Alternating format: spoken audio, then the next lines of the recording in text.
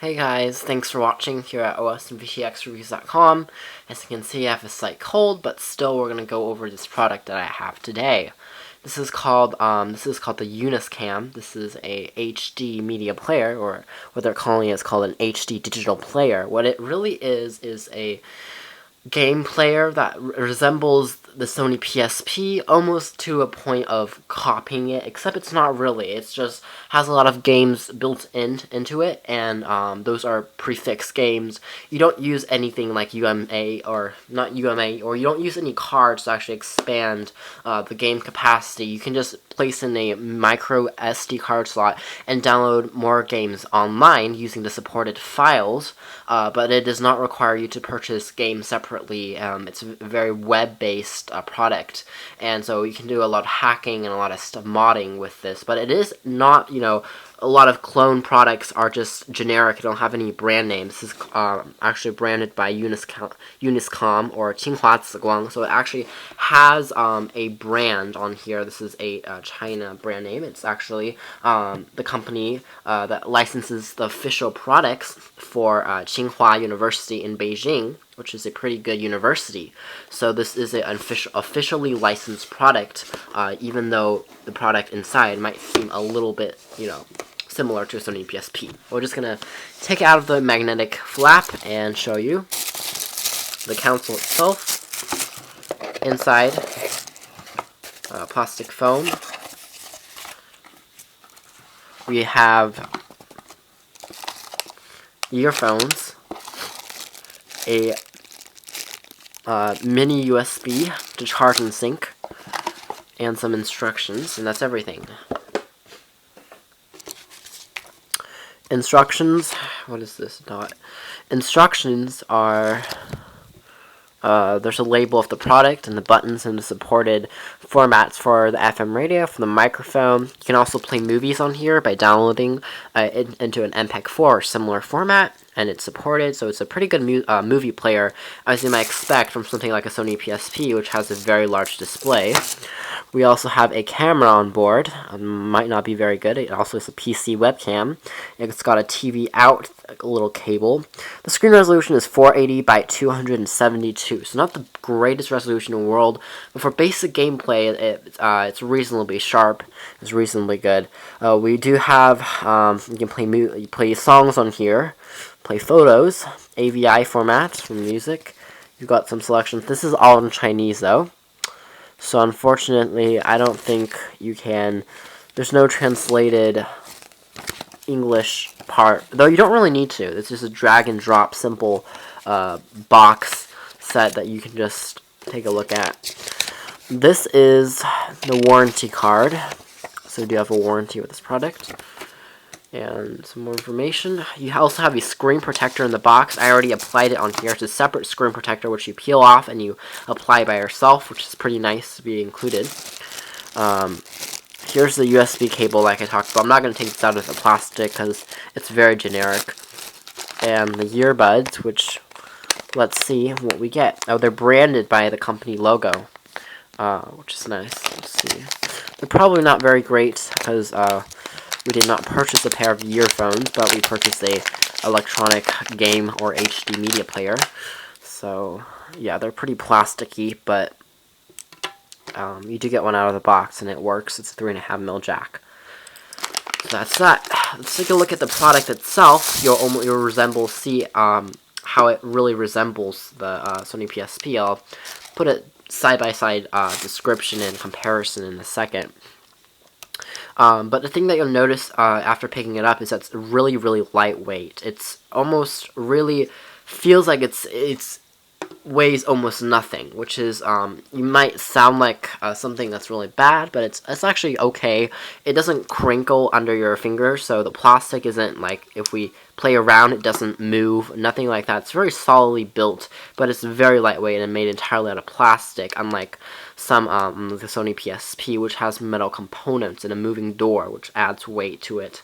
Other than that, this product is going to run you around $50 US to $80 US, depending on where you look, usually online. and usually in some select stores, but not here directly in the US. You see the screen size is exactly the same as the Sony PSP, and you'll see the viewing angles are not very great on this product. Screen gets kind of hard to see under extreme angles, but it is a normal LCD screen. It's very bright and vibrant, so when you're holding it at an appropriate angle, things should remain very sharp. Another thing that I don't really like about it is it made out of this really glossy material or plastic that it tracks fingerprints like crazy, so you should probably get a cloth to clean this your fingerprints. On the back, you'll find the very basic camera. It's probably VGA or 1.3 megapixel at best, but it's not a terrible camera. We'll see that in a second. This UnisCom HD media player also comes with 4 gigabytes of internal storage built right on in, and you get this like little metal circle. In addition, you have a micro SD card slot on the back or on the bottom, and we have a lanyard strap on the left side and a movable jog dial, including a 4-way navigational toggle, as well as an LED indicator, another one for charging and power, as well as your normal hotkeys of circles and triangles and squares, and some more dedicated keys, including a select and start and volume controls. On the top, you'll find your left and right selection keys, and you also find your on-off switch. This is a mandatory switch which you must use when turning the device on and off.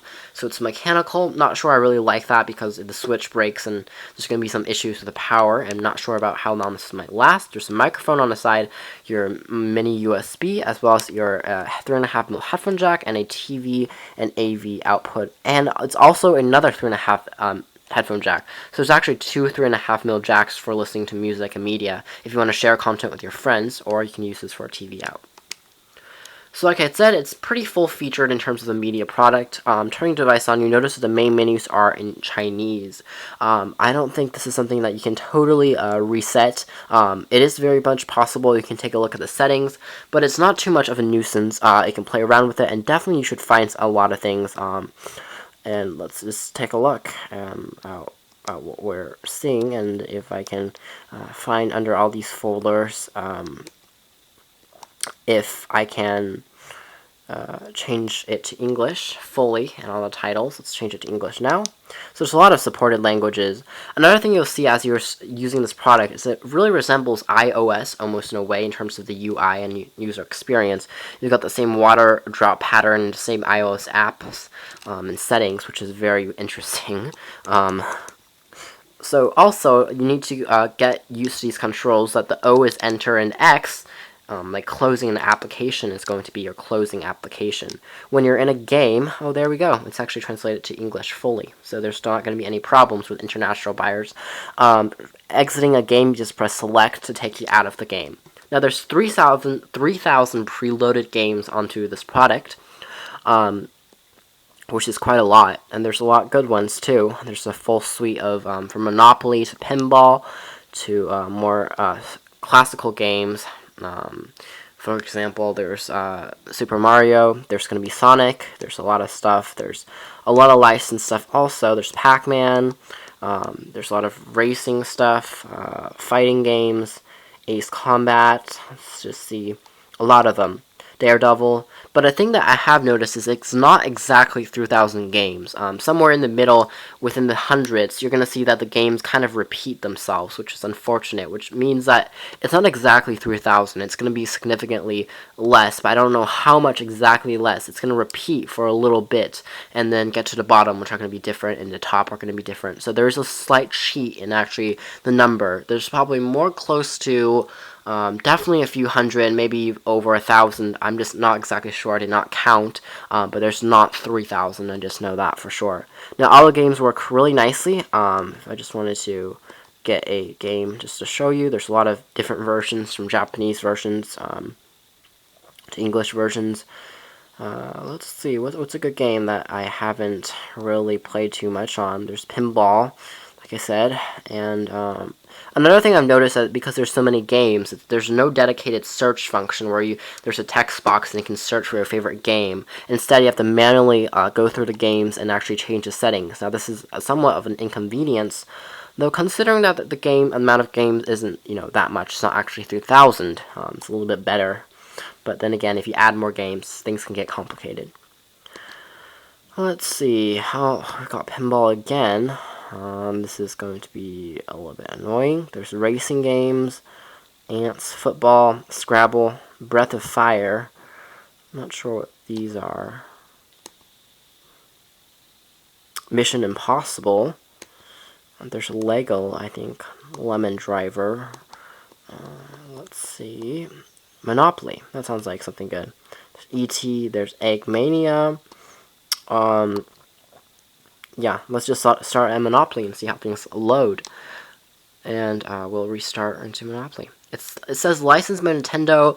The thing I'm not sure about is if these are really licensed games, which I don't believe they are. But then again, we are talking about this product is licensed by a manufacturer that is somewhat trustworthy, and I don't think it's entirely a pirated brand name. So I'm not exactly sure what's going on, but there we go. You can see the screen is pretty vibrant. For the most part, there's not a lot of downsize in terms of resolution. It's been expanded from the usual, maybe for a DS, to fit the screen, which is a little larger on the PSP. It only has one display here. But colors are vibrant. It's easy to use, and all the sound is working. Press start. So I'm going to press start, and then go into Monopoly, and I'm going to do a short game, because Monopoly takes forever.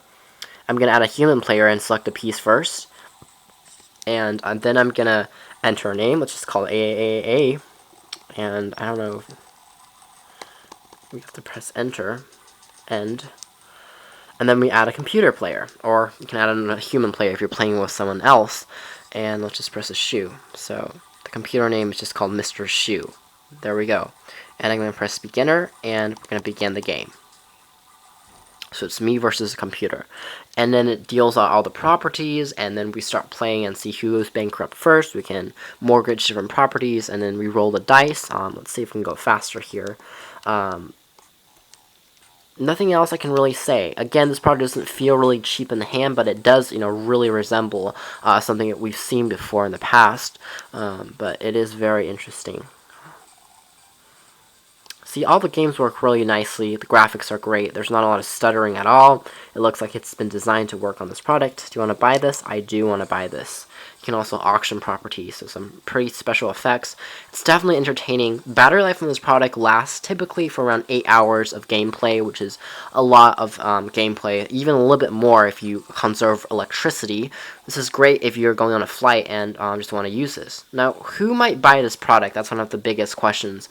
Definitely for people, for kids, or for people on a little bit more of a budget. And it's either for people who just want to just hack a game system, or the second option, if they want to buy something that's not as expensive as a Sony PSP or a DS for their kids, and not be worried about it being dropped or being pushed around because it's very inexpensive. And another one would be because it has so many preloaded games, somebody who wants to just take this, buy it, and go on a plane and just start playing it while they're waiting on a road trip. And for those options, it is pretty good. So it's pressing again select takes you out of the game, and then we'll just go quit. So it's very intuitive in terms of the user navigation. You have some animations of flipping pages too that you might see, and that's all we're gonna really show you. There's definitely gonna be there's Elf Winter Sports. What else is there? I wanted to show you. There's Super Mario, but that's basically Super Mario. There, you just saw it. Super Mario, the very basic retro version that we've been seeing forever since Nintendo 64 systems came out. The Super Mario that you go and bounce around on. There's also computer versions of that. There's Santa Claus, which is pretty good. Mario Kart, and there's Super Mario Bros. And we can restart.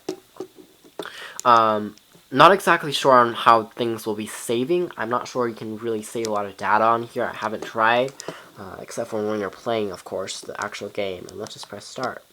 And let's go and see how we go. So I have 3 lives, and I'm off. I think you'll notice to conserve cost a little bit, it's not exactly the same as on a PSP where the screen is protected by a layer of plastic or glass. Instead, on this version, the screen is just an LCD and there's nothing really protecting it, so that's for that. I'm not very good at Mario, so you have to excuse me. We'll see how I do. I'm probably gonna die pretty fast, so no worries there. Oh, I just turned into Small Mario. Okay, there, I died. So that was the end of level 1, and as you can see, gameplay is again very smooth. Pressing select again takes you out of the game, and you can quit the game like that. Let's take a look at what other functions it has into more detail. Pressing the X closes the application up.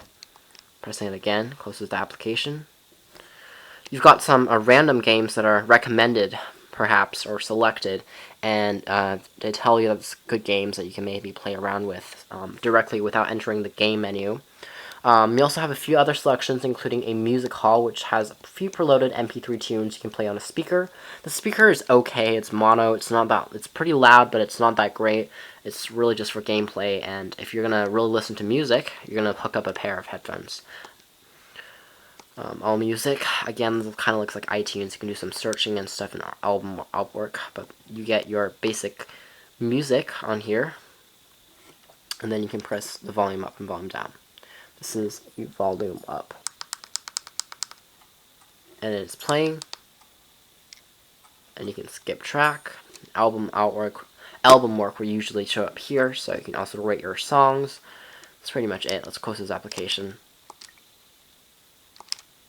Alright, another application that you can play around with is going to be your photo. Let's see if I can actually, now playing, I want to show you the preloaded images, of course, of what you're going to get. There are a few preloaded images to take advantage and show off the screen a little bit. It is a very bright screen, and the colors look very nice on it. Again, not the greatest viewing angles, not the best resolution, but it still is sharp and vibrant, and it shows off that quite well on this display. Alright, another feature is going to be your camera. It's going to be your cinema. We're going to have your movies in AVI format in this case. And this is probably a song. Yes, it is. It's an LG ad, probably for a phone or something else. And it's a Korean pop song. Alright, let's exit that. It saves where you are. And another feature would be on the side of the camera. Now I'm going to show you the camera right now. There's also video recording, of course. The camera has a very limited angle of resolution and angle of capture. It's quite small, so you're going to have to stand pretty far away to see a lot of your things that you want to see in real life. However, shots are reasonable. They're not terrible, but they're what you're going to expect from something of this quality and caliber. Shots are reasonably fast. I can view them in photos, like I said. Same thing with video capture. Not as good as photo capture, but it records sound and it works. There's also some basic tools, including a calculator, a calendar, a stopwatch, a recorder, and you're going to have your library to view more information. The calculator is like so.